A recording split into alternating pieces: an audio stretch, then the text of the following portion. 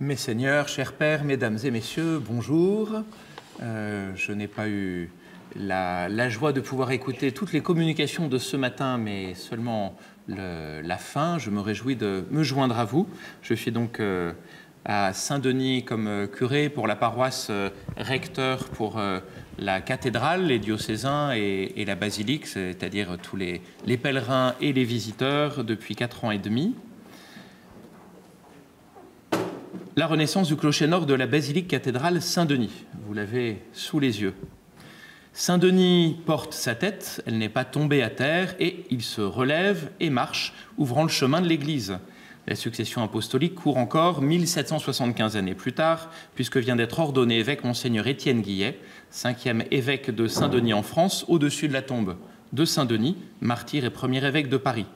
Son prédécesseur, Monseigneur Pascal Delannoy, avait à juste titre fait inscrire dans la crypte archéologique que surmonte l'autel principal cette phrase de l'évangile de Jean: « Si le grain de blé tombé en terre ne meurt pas, il reste seul, mais s'il meurt, il porte beaucoup de fruits. » Je ne m'exprimerai pas devant vous en tant qu'architecte, ni non plus comme historien, ce que sont M. Mathieu Lours, qui s'est exprimé ce matin, et Jean-Michel Legnaud, qui est encore avec nous cet après-midi, qui connaissent également, mieux que moi sûrement, la basilique cathédrale Saint-Denis, mais plutôt comme un usager quotidien qui vit et expérimente, c'est ce que permettent et la liturgie et la pastorale, et encore comme un hôte, puisque j'ai reçu une mission de l'Église comme curé et recteur, d'ouvrir les portes et d'introduire à la rencontre.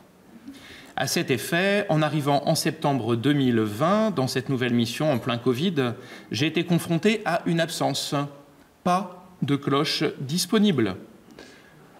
Le carillon du beffroi de l'hôtel de ville tout proche sonne le bon roi d'Agobert chaque midi, et à 700 mètres de là, l'église neuve, dont je suis également curé, Saint-Denis de l'Estrée, unique église édifiée par Eugène Viollet-le-Duc, sonne les heures et l'Angélus.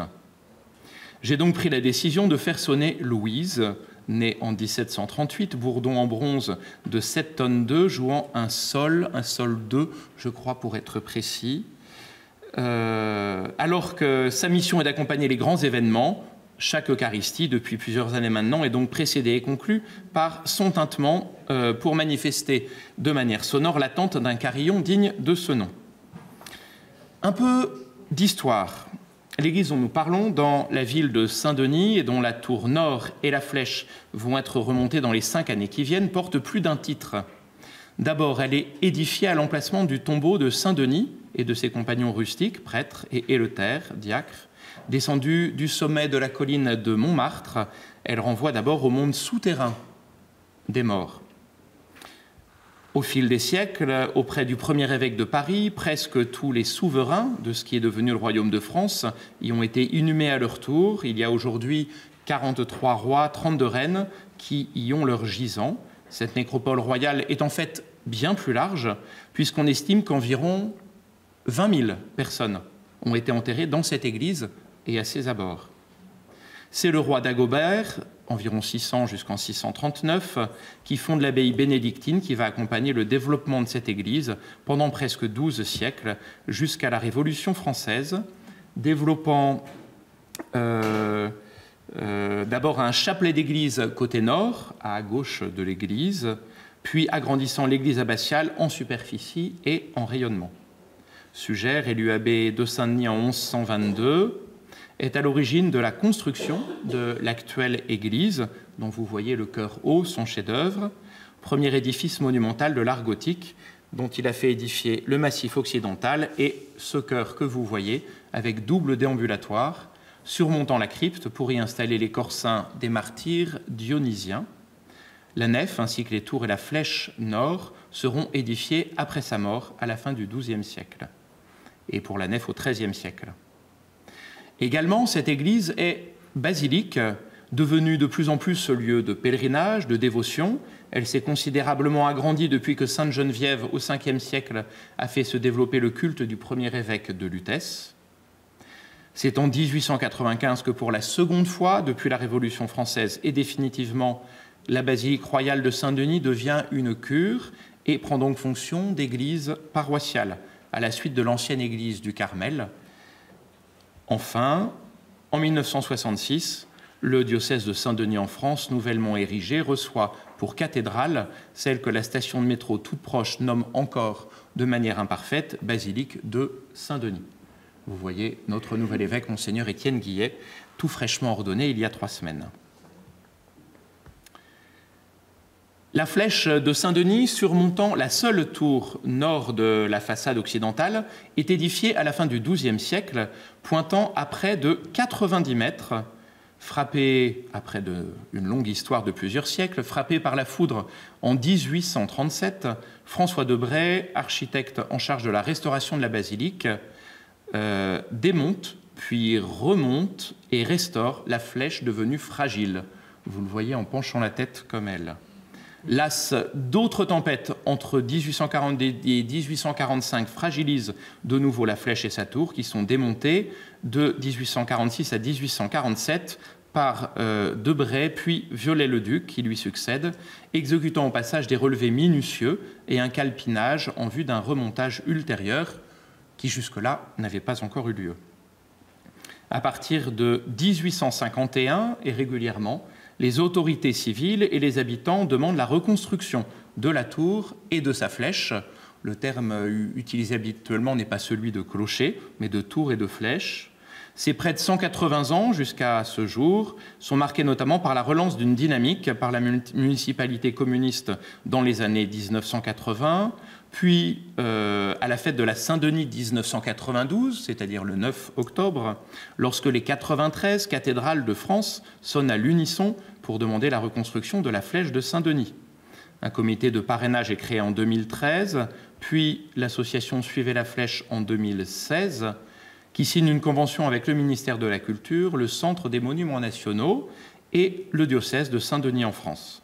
Le Centre des Monuments Nationaux étant chargé par l'État d'accueillir les publics dans la partie de la nécropole. Les cathédrales jumelles, c'est un petit montage maison, mais qui vous permet d'en juger de manière assez simple.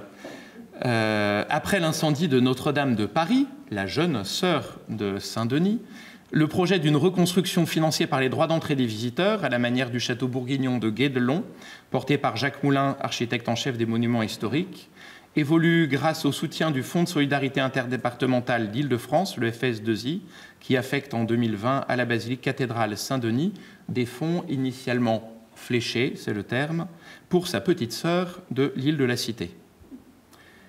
La façade que Viollet-le-Duc aurait voulu remanier en totalité en élevant une seconde flèche n'a donc jamais vu le jour, mais on remarque quand même la présence dans l'actuel édifice de 3 chapelles hautes dont, avec les différents interlocuteurs que j'ai rencontrés, on cherche encore l'usage initial et l'usage postérieur qu'elles ont pu avoir.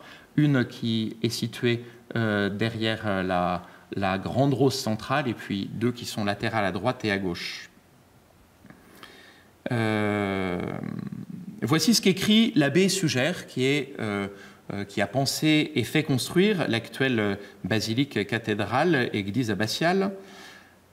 Après la consécration de l'oratoire de Saint-Romain et des autres saints, qui, par le secours de la Majesté suprême, fut célébré dans la partie antérieure, notre zèle, d'une part, s'enflammait de ses propres succès, mais d'autre part, l'étroitesse des lieux, il parle de la crypte, qui depuis si longtemps et de façon si intolérable opprimait les alentours du Saint des Saints, dirigea notre intention vers cet objectif, libérer de l'œuvre susdite et différant la construction des tours dans leur partie supérieure, elles seront construites plusieurs dizaines d'années après, une fois qu'il sera décédé, nous nous efforcerons de tout notre pouvoir de consacrer notre labeur et nos moyens de la manière la plus convenable et la plus glorieuse possible à l'agrandissement de l'Église mère, en action de grâce de ce que la faveur divine avait réservé un tel ouvrage aux si petits successeurs de l'illustre lignée de tant de rois et d'abbés.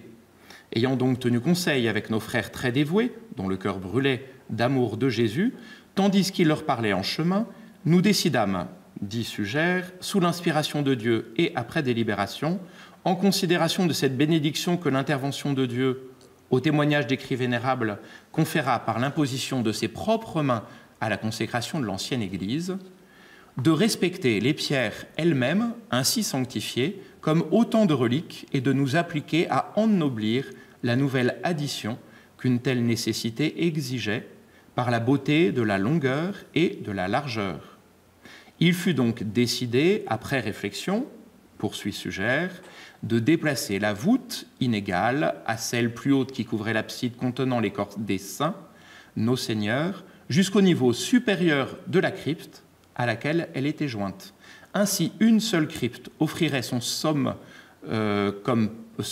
comme pavement à ceux qui arriveraient par les escaliers de part et d'autre, et présenterait au regard des visiteurs en un lieu plus élevé les reliquaires des saints ornés d'or et de pierres précieuses. Ces reliquaires ne sont plus ceux installés par l'abbé Suger, malheureusement. Avec perspicacité, conclut l'abbé Suger, on veilla aussi à faire coïncider à l'aide d'instruments géométriques et arithmétiques le milieu du bâtiment de l'ancienne église avec le milieu de la nouvelle construction, en superposant les colonnes supérieures et les arcs médians à ceux qui avaient été bâtis dans la crypte. On fit en sorte également d'adapter les proportions des anciens collatéraux à celles des nouveaux, sauf cette extension élégante et remarquable, distribuant une couronne d'oratoire, vous l'avez sous les yeux, et grâce à laquelle l'Église tout entière brillerait de la lumière admirable et ininterrompue de vitraux resplendissants illuminant la beauté intérieure. Je laisse raisonner. Cette fondation solide, qui permet une élévation impressionnante, fait écho à la triple identité de Saint-Denis, dont la basilique cathédrale porte le titre. Au centre, Saint-Denis de Paris, premier évêque de Lutèce, mort vers 250 lors de la persécution de Dèce sur la terre francilienne. En fondation, Denis l'Aréopagite, mentionné dans le Nouveau Testament, acte 17, qui atteste de manière explicite la succession apostolique, évangélisée par l'apôtre Paul. Et pour élever l'âme et l'intelligence, Denis le pseudo-Aréopagite, moine et théologien syrien autour de l'an 500, qui développe une théologie de la lumière comme révélateur de la présence de Dieu. Maintenant, l'église au milieu du village. Le nom du Saint-Évêque est devenu, outre celui de la titulature de la basilique désormais cathédrale, est devenu celui de la ville et même du département de Seine-Saint-Denis. Seul département français, je suis retourné vérifier, a porté un nom de saint. Le territoire métropolitain actuel, dans le développement de son urbanisme, de la métropole parisienne, marque encore cette centralité dionysienne, les transports en commun, lignes de tram, de train, de métro. Là, hier encore, Paris-Nord était bloqué et Saint-Denis était au centre, malheureusement. La convergence d'axes vers Saint-Denis, le statut reconnu à Saint-Denis d'héberger le plus grand marché francilien, 3 fois par semaine, en héritage des anciennes foires médiévales. Le soutien de la ville de Saint-Denis, dont l'actuel maire et président de pleine commune, Mathieu Hanotin, est aussi président de l'association Suivez la Flèche, est guidé par la conscience vive du caractère emblématique et central, à tout point de vue, de l'église construite sur la tombe de Saint-Denis. Importance historique et religieuse dans l'histoire de France, référence architecturale et patrimoniale, référence culturelle, point focal de l'urbanisme de l'agglomération parisienne, pour ne citer que ceci. Lorsque l'on remonte la rue de la République, depuis l'église neuve, qui est à son autre extrémité, l'effet de perspective de l'hôtel de ville, à votre gauche, donne une place prééminente à son clocheton, par rapport à la tour sud, que vous voyez à droite, encore éclairée en son sommet. Mais il ne fait aucun doute que les 90 mètres de la flèche remontée prendront de nouveau le dessus et leur place. Également, on note que les axes principaux qui dirigent vers cet épicentre de Saint-Denis, la rue de la République que je nommais et la rue de la Boulangerie notamment, ont pour point de fuite non pas le portail central, mais bien la flèche et son sommet.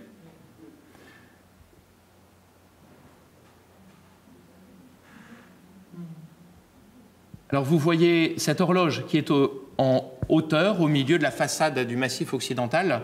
Voilà, le premier témoin d'une d'une rose en façade d'une église et depuis le XIXe siècle, une horloge avec un mécanisme y a été installée, récemment restaurée en 2015 avec l'ensemble de la façade occidentale. L'autre édifice monumental dionysien, qu'est le Stade de France, inauguré pour la Coupe du Monde en 1998, a d'ailleurs vu sa pelouse enterrée de 11 mètres sous le niveau du parvis qui l'entoure, les services de l'État veillant ainsi à ce que le plus haut point de l'enceinte sportive ne dépasse pas en altitude la basilique cathédrale. Le point de vue offert depuis le grand virage de l'autoroute A1 qui contourne le dit Stade de France, permettant de distinguer le vaisseau de la nef de la basilique cathédrale, et cette vue sera renouvelée par le retour de la tour nord et de la flèche.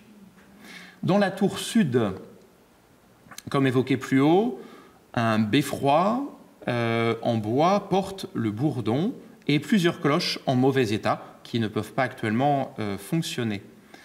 Dans la future tour nord restituée, il est prévu de pouvoir insérer un beffroi et ses cloches, plus grand que le beffroi encore existant au début XIXe siècle, avant le démontage de la tour et de la flèche, qui n'occupait qu'une partie du volume de la tour. Ainsi, de même que la ville de Saint-Denis porte de nombreux orgues de qualité, 2 à la basilique cathédrale, vous voyez ici les grandes orgues, le premier ouvrage de Aristide Cavaillé-Coll, 2 à Saint-Denis-de-Lestrée, 1 à la chapelle de la Maison d'éducation de la Légion d'honneur, 1 à l'église protestante Martin-Luther. De même, bientôt, les cloches de la basilique cathédrale et de l'église neuve pourront dialoguer avec le carillon de l'hôtel de ville. Ces grandes orgues que l'on doit à Aristide Cavaillé-Coll en 1841, avec François Debray pour le buffet, un premier instrument avait été attesté en 1506, posés sur la tribune avec leurs 4200 tuyaux, semblent comme descendre du ciel, que la flèche indiquera bientôt de nouveau. Et l'installation suspendue Crescendo de Stephen Dean, qui s'élève sur 15 mètres depuis septembre 2023 dans le chœur haut, vous l'avez aperçu tout à l'heure, je vous la remets. On aperçoit ces reflets colorés au fond à droite, on la reverra mieux tout à l'heure. Préfigure le retour du sommet de l'ancienne église abbatiale, prenant la forme d'une échelle ornée de vitraux dichroïques colorés. La couleur de ces verres change la couleur et l'éclairage, rappelant notamment l'échelle de Jacob en Genèse 28. Au sommet du clocher, qui va être remonté, vous voyez ici un état antérieur au démontage de la tour et de la flèche. De nouveau une croix surmontant un coq, culmineront à plus de 90 mètres, le gallinacé évoquant évidemment son chant qui annonce et précède le lever du soleil, alors que l'église de Sugères a reçu, depuis son édification, le surnom de Lucerna, c'est-à-dire la lanterne de lumière, orientée vers le Christ qui proclame sur lui-même qu'il est la lumière du monde et que le cantique de Siméon présente comme le soleil levant qui vient nous visiter. Pour contribuer à financer ce projet de remontage du clocher, un partenariat avec la Fondation du patrimoine a été ouvert. Les 15 228 pierres qui vont être taillées peuvent être achetées avec leur double numérique, suivi de leur taille, photos et même de gravures personnalisées. On n'est pas loin de pouvoir devenir des pierres vivantes. En tout cas, ça peut peut-être aider à ce chemin-là. Dernier point, le Christ, tête. Le psaume 47 proclame « Il est grand, le Seigneur hautement loué dans la ville de notre Dieu, sur sa sainte montagne, altière et belle, joie de toute la terre. » La montagne de Sion, c'est le pôle du monde, la cité du grand roi. Nous l'avions entendu, nous l'avons vu dans la ville du Seigneur, Dieu de l'univers, dans la ville de Dieu, notre Dieu, qui l'affermira pour toujours. Dieu, nous revivons ton amour au milieu de ton temple. Ta louange comme ton nom couvre l'étendue de la terre. Longez les remparts de Sion. Vous voyez le haut crénelé du massif occidental. Comptez ses tours, que vos cœurs s'éprennent de ses murs, contemplez ses palais, et vous direz aux âges qui viendront, ce Dieu est notre Dieu pour toujours et à jamais, notre guide pour les siècles. Il y a 126 marches pour monter, le nombre en est gravé dans la pierre, pour monter jusqu'à la terrasse, à partir de laquelle s'élève l'actuelle tour nord, et d'où s'élèvera la tour sud, et où est la souche, et d'où s'élèvera la tour et la flèche nord. Pour parler de la première église gothique qui a désormais été comme relevée ou remise debout par le remontage de la flèche, on ne peut pas ignorer que pendant tout le XIXe siècle, un chapitre impérial, puis royal, puits national de Saint-Denis de Chanoine a été installé de 1806 à 1895, reconnu par les différents régimes français. Ce mot chapitre désigne là aussi la tête, le sommet. Là encore, c'est la tête du saint éponyme que l'on reconnaît par allusion dans l'étymologie de ce nom. L'évêque Denis porte donc sa tête jusque dans sa mort. Voici l'extrait d'un petit retable peint qui est installé dans la chapelle au 9e étage de la tour d'une des cités de Saint-Denis, où réside la communauté, l'une des deux communautés jésuites qui est à Saint-Denis, la communauté San Alberto Hurtado. Il offre la représentation de Saint-Denis présentant entre ses mains la figure du Christ, peinte sur une icône. Cela fait évidemment référence à la prédication de l'apôtre Paul en Éphésiens 5 lorsqu'il parle de l'Église et du Christ qui en est la tête. Et cette tour et cette flèche, ce clocher qui vont de nouveau grandir et prendre place, nous rappelleront la présence du Christ au milieu de la ville. On pourrait encore faire résonner ce remontage du clocher de la basilique cathédrale Saint-Denis et donc de toute l'Église avec le chant de l'anamnèse qui suit dans la prière eucharistique le récit de l'institution. Il est comme illustré par le tympan central. Nous annonçons ta mort, Seigneur Jésus, nous proclamons ta résurrection, nous attendons ta venue dans la gloire. On voit sur le tympan qui arrive juste là, on voit sur le tympan le Christ vivant, ressuscité, les bras grands ouverts sur la croix, la mort, assis sur un trône, le royaume de Dieu, le retour dans la gloire. Au pied du Christ, les hommes, vous les voyez, sortent des tombeaux en soulevant le couvercle de leur sarcophage, puis sont rassemblés dans la ville au même niveau que les apôtres et sont enfin portés par les anges de Dieu vers le Christ qui règne dans les cieux comme sur la terre et dans les abîmes de la mort désormais. Cette élévation que le clocher va manifester pour tous dans l'architecture extérieure se trouve déjà manifestée dans le plus célèbre des vitraux de l'abbé Sugère.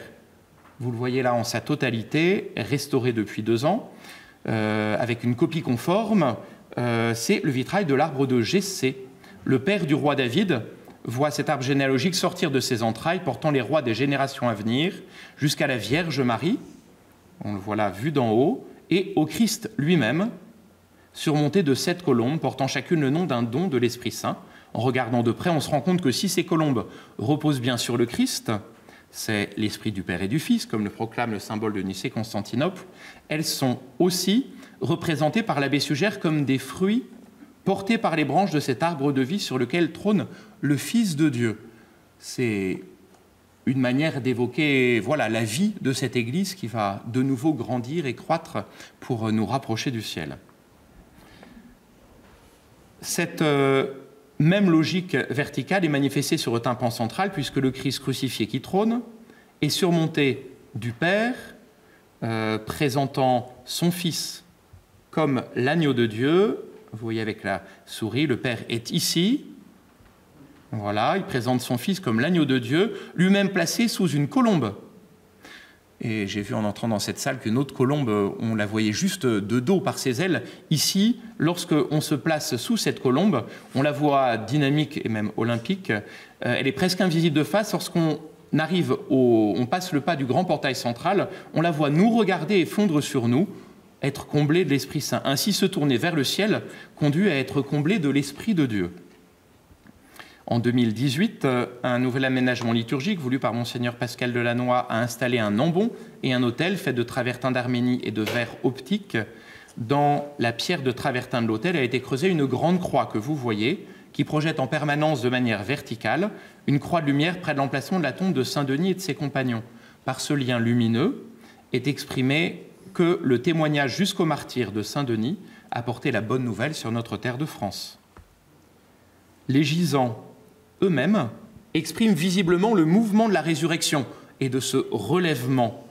Être réveillé, être relevé d'entre les morts, les deux verbes que du grec on traduit en français par résurrection.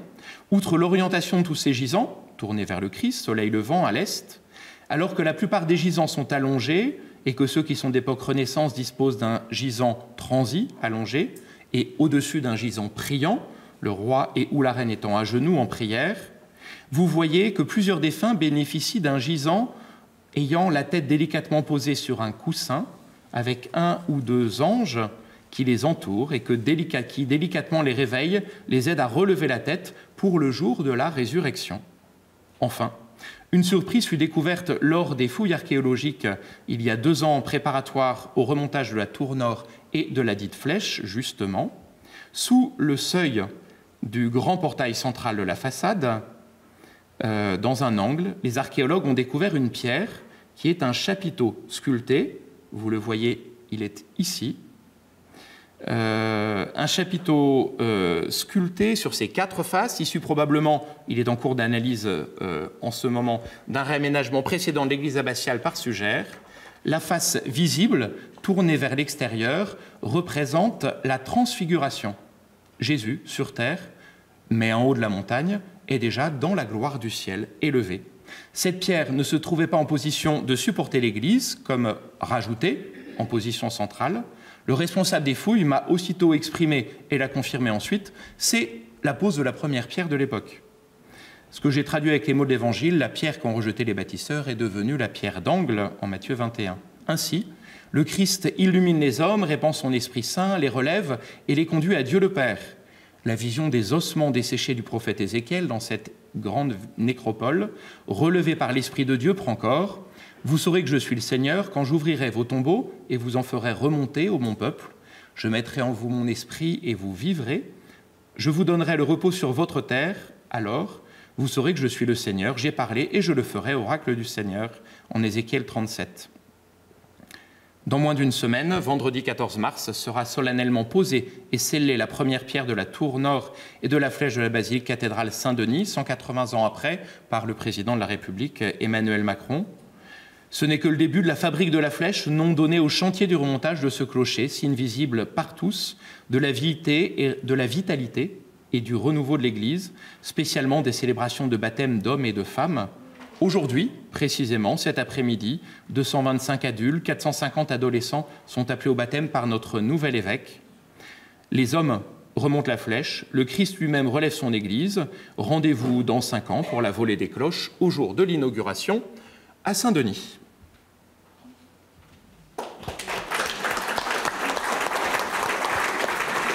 Merci pour votre attention.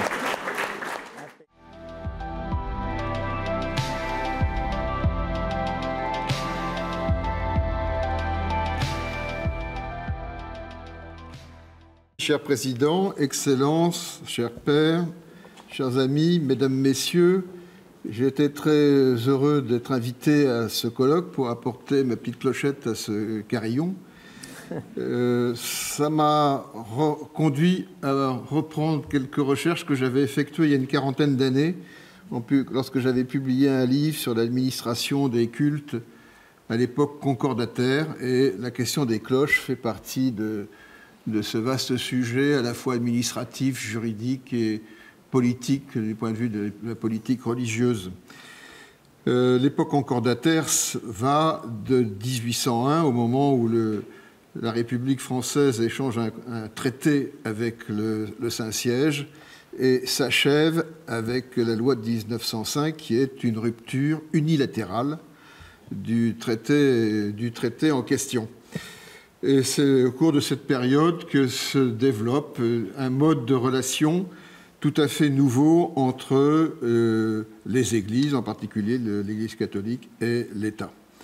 Alors, j'aurais pu commencer par des références bibliographiques aux travaux importants d'Alain Corbin, mon collègue Alain Corbin, Les cloches de la terre, paysages sonores et culture sensible dans les campagnes du XIXe siècle, ou encore le livre d'Hervé Gouriou, qui est expert campanaire, ou qu'il a été au ministère de la Culture, je ne le connais pas, L'art campanaire en Occident, histoire, fonction et esthétique des clochers de volée, paru aux éditions du Cerf, les dominicains sont partout, en 2006.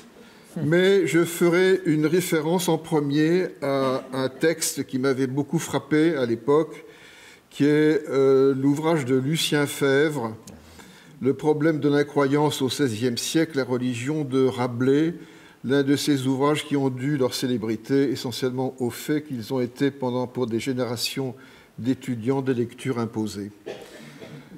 Et j'avais été frappé et en même temps très critique par ce que j'y lisais en introduction.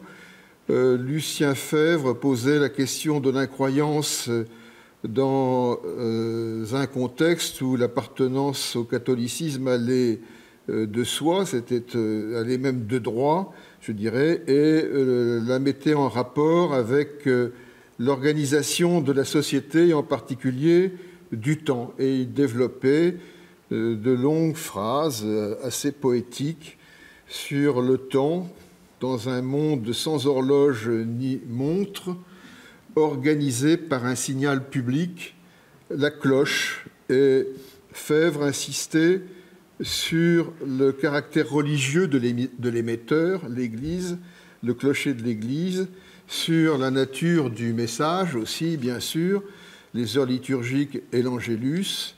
Et il voyait dans ce message religieux la marque d'une sorte de dictature dans l'ordre de la pensée qui aurait empêché toute hétérodoxie. C'est dans ce contexte, donc, qu'il situe Rabelais. Le courageux Rabelais arrive quand même à être incroyant ou croyant de travers dans ce contexte-là. Et pour ma part, j'étais déjà un peu critique, j'ai toujours imaginé que qu'à défaut d'avoir entendu les sonneries du XVIe siècle, que Rabelais aurait peut-être pu connaître, Febvre avait dans l'oreille les sonneries de son enfance. Il était né en 1878 à Nancy, comme s'il avait commis une sorte d'anachronisme, de ces anachronismes dont il disait que c'était le péché mortel des historiens. Et je pense qu'il avait aussi en tête le fameux tableau de Millet, l'Angélus concordataire. Jean-François Millet, né entre 1857, qui réalisait entre 1857 et 1859. Vous voyez le tableau. Au fond, un clocher. Au premier plan, un couple de jeunes paysans qui s'arrêtent de ramasser les pommes de terre pour réciter l'Angélus. Ils sont recueillis, le regard sur le sol, l'homme a quitté son chapeau, la femme joint les mains, on sent la complicité attentive du couple, la dévotion, la gravité, le recueillement, le paysage est plat, l'image apporte du son, celui de l'Angélus, on est en pleine société religieuse. Cette scène a été peinte à Chailly-en-Bière, en Seine-et-Marne. L'église qui est dans le fond est l'église Saint-Paul, et Millet s'en explique. L'Angélus est un tableau que j'ai fait en pensant comment, en travaillant autrefois dans les champs, ma grand-mère ne manquait pas, en entendant sonner la cloche, de nous faire arrêter notre besogne pour dire l'Angélus pour de pauvres morts. Millet est né en 1814, il est mort en 1875. Il était né dans le Cotentin, dans une famille de paysans. L'un de ses oncles était prêtre, lui-même travaille à la ferme jusqu'à l'âge de 19 ans. On peut supposer que son souvenir remonte à l'âge de 10 ans, ou à peu près, au début des années 1820. 1814, 10 ans de plus, ça fait 1824, la mort de Louis XVIII, l'arrivée de Charles X, les ultras qui arrivent au pouvoir, le catholicisme d'État se rétablit, les libéraux sont furieux. C'est le moment de la reconquête de la société par le catholicisme.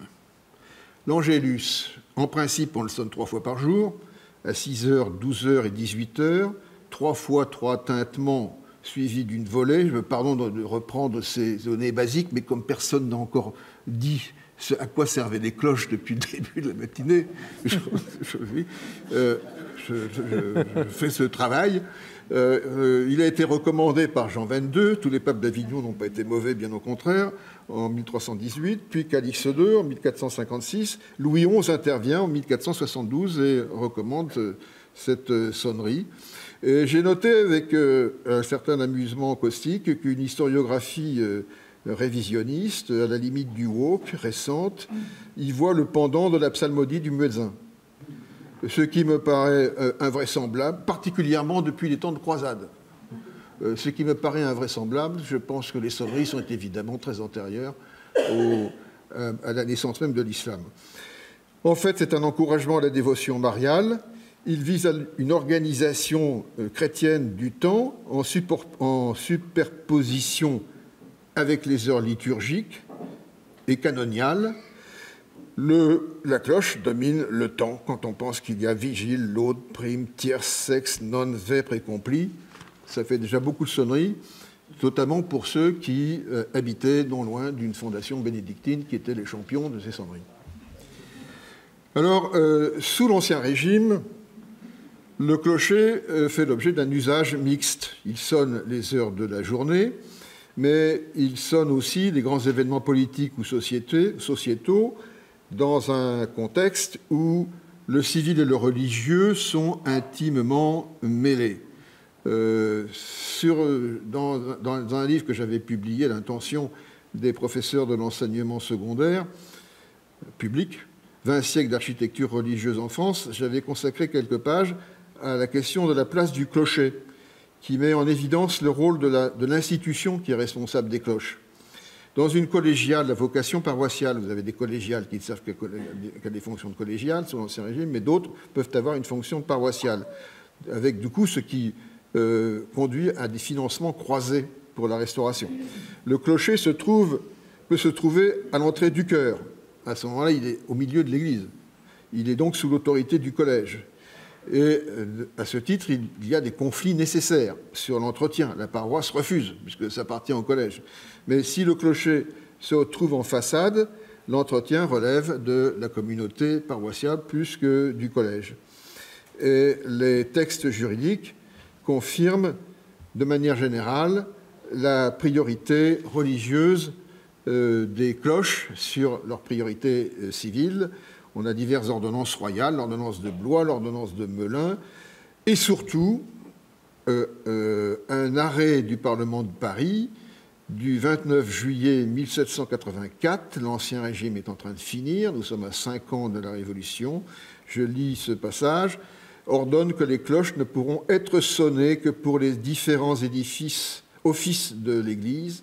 Ordonne en outre qu'il sera seulement sonné une cloche pour la tenue des assemblées, tant de la fabrique que de la communauté des habitants, et que, dans les cas extraordinaires qui peuvent exiger une sonnerie, elle ne sera faite qu'après en avoir prévenu le curé.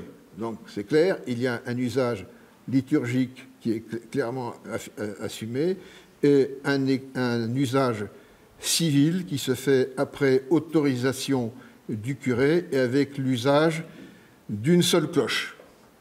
Les clochers des églises appartenaient au seul culte catholique. Bien sûr, il n'y a pas de temple jusqu'à l'édit de tolérance, il n'y avait pas de cloche.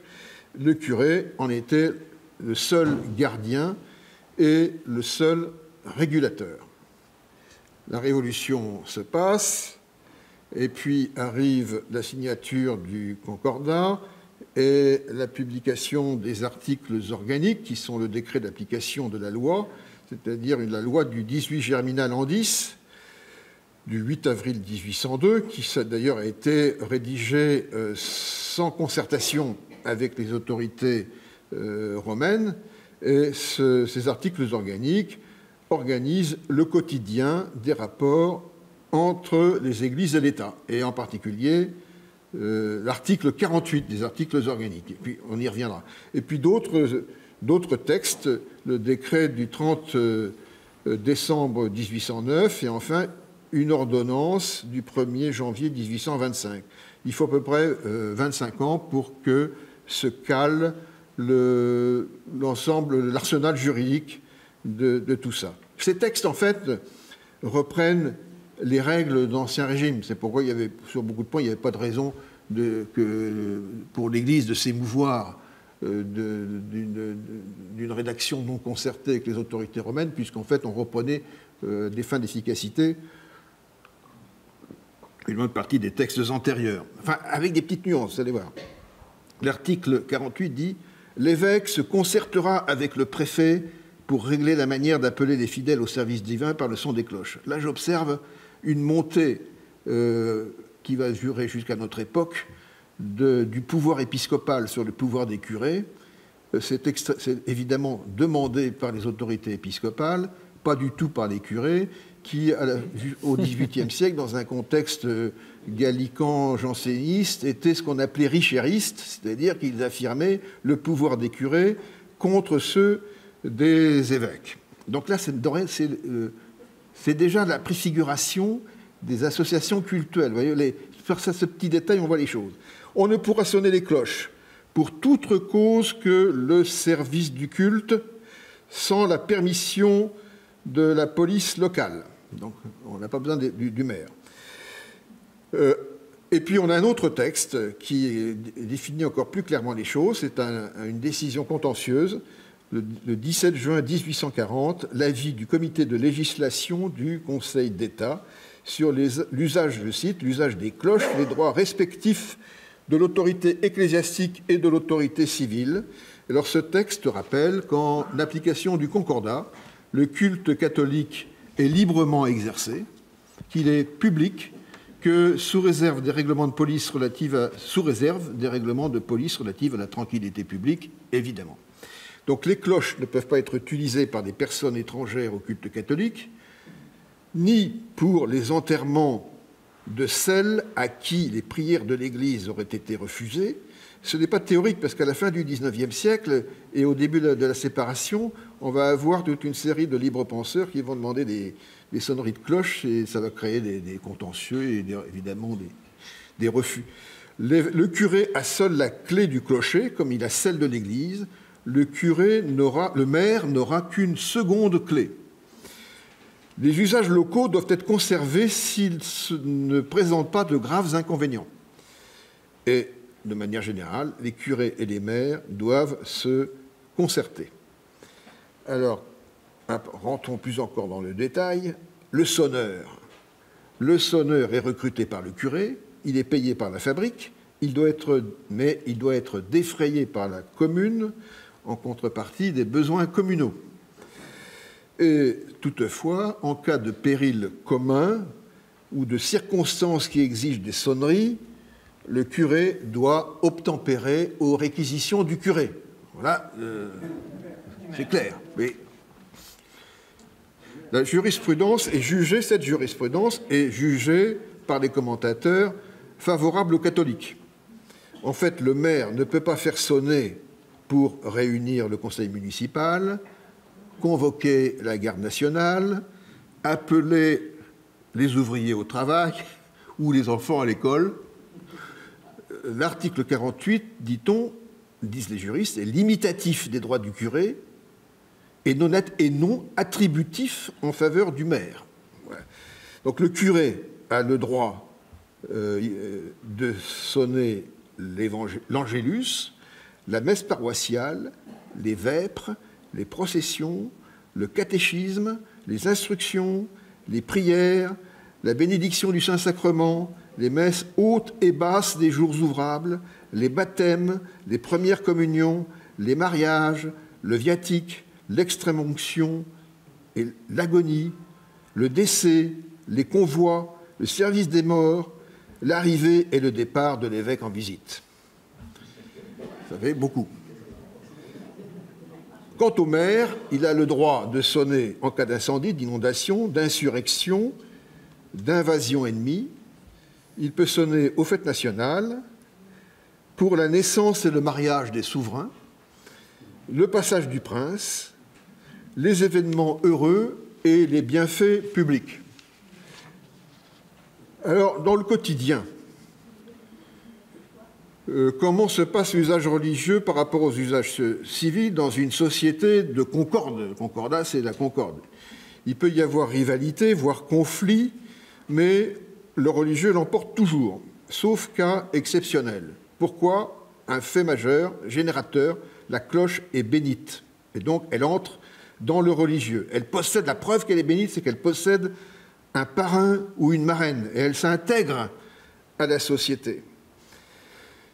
Alors évidemment, c'est un peu ambivalent. Je retrouve par exemple dans l'Encyclopédie moderne, publiée en 1835, c'est une encyclopédie libérale de gauche, un peu philosophique, un article d'un certain Théodore Bénard, qui pourtant a écrit un nouveau manuel de civilité chrétienne, mais qui écrit un court article sur les cloches et qui termine par l'évocation du clocher de Saint-Germain-l'Auxerrois. Alors là, tout de suite, on sent les couteaux derrière le dos, qui appela aux armes les assassins de la Saint-Barthélemy. Donc la concorde, elle est explicite, elle est devant, mais il y a toujours derrière des petites choses qui peuvent créer des difficultés. Alors, cette question des cloches, comme celle du droit ecclésiastique en général, a été traitée par un certain nombre d'auteurs, et en particulier l'abbé Jean-Sébastien Dieulin. Nous sommes ici au moins deux à connaître ce vicaire général du diocèse de Nancy, sur lequel une étude a été faite. En 1981, il a publié le guide des curés, du clergé et des ordres religieux pour l'administration des paroisses et pour leurs rapports légaux avec les fabriques, les communes, les écoles, les diverses autorités et les particuliers. La première édition remonte à 1839. Moi, j'ai la cinquième qui date de 1860. Il y en a eu beaucoup. Et il se faisait aider d'un ancien magistrat et ancien trésorier de fabrique d'Arbois de Jubainville. Son évêque était Forbin-Janson, mais comme Forbin-Janson était en difficulté avec son propre diocèse, il ne siégeait pas dans son diocèse et c'était le vicaire général qui faisait à peu près tout le travail. Mais on a d'autres traités sur les fabriques. Par exemple, Denis Affre, avant d'être archevêque de Paris, a publié un traité d'administration temporelle des paroisses qui a eu de très très nombreuses éditions. Un autre, Félix Fanton, a publié un traité des fabriques. Et puis le très célèbre Monseigneur Xavier Barbier de Montaut, qui a publié un traité pratique de la conservation, de l'ameublement et de la décoration des églises selon les règles canoniques et les traditions romaines, avec un appendice sur le costume ecclésiastique, paru en 1885. Vous voyez qu'il y a toute une littérature qui se fait autour de tout ça. Alors revenons à Dieulin. Dieulin explique que les cloches anciennes appartiennent aux fabriques. Il n'y a pas de difficulté, ce n'est pas du tout une propriété publique, elles appartiennent toutes aux fabriques comme tout objet mobilier. Les fabriques ont le droit de refondre les cloches. Bon, on a failli éviter le pire, on va peut-être en savoir plus tout à l'heure, à Notre-Dame de Paris, puisque les cloches de Sébastopol ont failli être fondues. Elles ont été néanmoins heureusement conservées. Les cloches, alors les fabriques ont le droit de refondre les cloches parce qu'elles appartiennent à l'Église, justement. Alors, après la Révolution, il a fallu commencer par rééquiper de très nombreux clochers, puisque beaucoup de cloches avaient disparu. Je vous raconte un propre souvenir d'enfance. Quand j'avais 10 ans, j'allais à la pêche dans la Vienne, dans un tournant presque d'équerre, un endroit extrêmement sombre et très très profond. Et le tournant s'appelait le tournant des Saints-Morts. Et on m'expliquait qu'en fait c'était les 5 morts, parce qu'en 1793, 5 individus révolutionnaires avaient tenté d'embarquer la cloche de la chapelle du prieuré voisin sur une barque pour la descendre jusqu'à Nantes, de façon à faire des canons pour tirer sur les Vendéens. Bon, voilà l'histoire. Et moi, comme j'avais l'esprit fort, je disais déjà, ce n'est pas possible, ce n'est pas 5 morts qu'il faut entendre, c'est le tournant de 5 morts, mort MAUR, parce que ce prieuré dépendait de la règle de 5 morts. Je veux dire, j'ai entendu il y a quelques années un des anciens camarades d'enfance paysans reprendre cette légende, et j'ai eu honte de mon positivisme, parce que cette histoire, à la manière de la Lorelai, est évidemment beaucoup plus intéressante que ce que je pouvais raconter. Alors, Donc, partout, si vous voulez, que cette histoire soit encore racontée montre combien ont été considérés comme des viols les fontes de ces cloches, et combien il a fallu de travail pour rééquiper les clochers. Comme les curés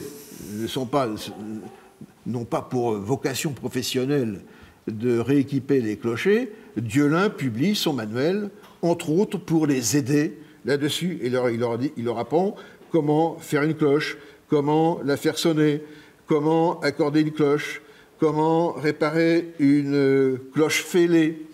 Il donne des conseils sur la construction d'un beffroi. Il fournit des marchés types pour la refonte d'une cloche. Il fournit des formules de baptême et il donne aussi un certain nombre de conseils juridiques. Ce livre est évidemment un véritable ouvrage professionnel à l'usage des curés, comme le titre l'indique. Alors, la présence de la cloche dans la cité exprime évidemment celle du catholicisme. On en a parlé au cours des communications précédentes. C'est le cas évidemment dans les sociétés intérieures. Dans la société d'Ancien Régime, où la religion, l'État est confessionnel, le signe de la présence de la religion, le clocher, la cloche, tout cela va de soi. Il n'est donc pas nécessaire de l'affirmer avec force. Au XVIIe, au XVIIIe siècle, les clochers ne sont plus ces tours de Babel qu'on construisait au Moyen-Âge. Les basiliques romaines que l'on construit à partir de 1750, en particulier, ont de petits campaniles et de petites cloches. Tout cela est de petite taille, parce que ce n'est pas la peine d'affirmer la relation entre l'Église et l'État, il n'y a pas de conflit. Après la Révolution, il en va différemment. Le Concordat relativise la religion, et la religion doit reconquérir son droit de cité. On reste pendant une quarantaine d'années sur les avancées du plan basilical, mais à partir de la monarchie de Juillet, lorsque le régime s'annonce comme anticlérical, au moins jusqu'en 1840, il en va autrement. Et c'est à ce moment-là que l'influence de Lamennais se fait sentir. La plupart des évêques qui sont nommés sont ses anciens disciples. Et que dit Lamennais? Il faut, 1, revenir au Moyen-Âge, 2, séparer de l'Église et de l'État, et 3, affirmer très très clairement la place de la religion dans la ville. Et on voit les canons architecturaux changer, de la basilique néo-antique, avec un tout petit chapeau, comme la manière de Saint-Philippe du Roule, par exemple, ou Notre-Dame de Lorette, eh bien, on passe à la grande église néo-gothique qui affecte la forme d'une cathédrale. Et cette église néo-gothique est dotée soit d'une flèche en clocher-porche, soit de 2 flèches, qu'il s'agisse de Saint-Nicolas de Nantes, par Jean-Baptiste Lassus, ou du même le Sacré-Cœur de Moulins qui fait 2 flèches. Le modèle médiéval doit être mis en rapport avec ces évolutions et avec l'influence extraordinaire de la flèche. C'est une marque, dans le fond, non seulement d'affirmation du catholicisme, mais aussi d'ultramontanisme, bien sûr, parce que Lamennais est hyper ultramontain. Plus haut est le clocher, plus il est possible de faire entendre la cloche. Les hautes flèches se multiplient dans les campagnes. Chaque village veut sa flèche. L'expression esprit de clocher est bien caractéristique. La flèche de l'Angélus ou encore la flèche de l'église de Combray dans Le Temps perdu, flèche qui n'existait pas parce qu'il n'y en a pas, mais Proust reprend l'image de Wordsworth, le doigt dressé vers le ciel pour montrer Dieu. C'est déjà le symbole de Mircea Eliade, de l'arbre qui met en relation le divin et le terrestre. Alors, une anticipation avait été donnée en Allemagne. À Göttingen, j'avais noté, ça m'avait beaucoup amusé, à Göttingen, au Hanovre, après 1815, les catholiques ultra-minoritaires ont une église. Et ils font valoir, après 1815, au moment du congrès de Vienne, en plein pays protestant, qu'ils ont besoin de faire sonner les cloches, que le Congrès de Vienne doit justement, est la marque de la tolérance religieuse et politique, et qu'ils ont besoin de faire sonner les cloches, ne serait-ce que pour permettre aux étudiants d'aller suivre les cours. Et on va leur donner l'autorisation d'avoir des cloches. Dans toutes les églises d'Allemagne, c'est un droit constitutionnel, les sonneries de cloches. D'ailleurs, vous avez une succession de sonneries correspondant aux différentes confessions chrétiennes. Et alors, pour finir, je dis ça pour ne pas impatienter mon président, je reviendrai un petit peu justement à l'Allemagne en citant un poème de Schiller, Le chant de la cloche, 1799. J'en cite une dizaine de lignes. Dieu a béni mon travail. Donc c'est le fabricant de la cloche qui parle. Dieu a béni mon travail. Voyez, du milieu de l'enveloppe s'élève le métal, pur comme une étoile d'or. De son sommet jusqu'à sa base, il reluit comme le soleil, et les armoiries bien dessinées attestent l'expérience du mouleur. Venez, venez, mes compagnons, formez le cercle, baptisons la cloche, donnons-lui le nom de Concorde, qu'elle ne rassemble la communauté que pour des réunions de paix et d'affection, qu'elle soit par le maître qui l'a formée, consacrée à cette lutte pacifique. Élevée au-dessus de la vie terrestre, elle planera sous la voûte du ciel azuré. Elle se balancera près du tonnerre et près des astres. Sa voix est une voix suprême, comme celle des planètes, qui dans leur marche louent le Créateur et règlent le cours de l'année. Que sa bouche d'airain ne soit occupée qu'aux choses graves et éternelles. Que le temps la touche à chaque heure dans son vol rapide. Que, sans cœur et sans compassion, elle prête sa voix au destin et annonce les vicissitudes de la vie. Qu'elle nous répète que rien ne dure en ce monde, que toute chose terrestre s'évanouit comme le son qu'elle fait entendre et qui bientôt expire.